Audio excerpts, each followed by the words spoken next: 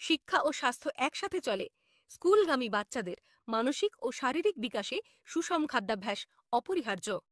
ব্যস্ততার কারণে অনেক মা সন্তানকে প্রক্রিয়াজাত খাবার বা ফ্রোজেন ফুড দিয়ে থাকেন। শিশুকে বাসার তৈরি খাবার খেতে অভ্যস্ত করুন, প্রক্রিয়াজাত খাবার বাদ দিন। লাঞ্চ বক্সে ব্যালেন্সড ফুড রাখুন, সবজি, খাদ্যশস্য, প্রোটিন। শিশুকে পানি পান করতে উৎসাহিত করুন, প্রক্রিয়াজাত জুস এড়িয়ে ঘরে তৈরি ফলের শরবত দিন।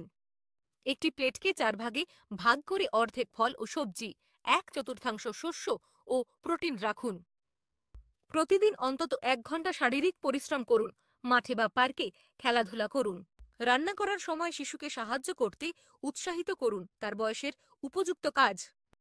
ওজন কমানোর ডায়েট না দিয়ে স্বাস্থ্যকর জীবনযাপন উৎসাহিত করুন। প্রোটিন, আয়রন ও ভিটামিন বি12 নিশ্চিত করুন।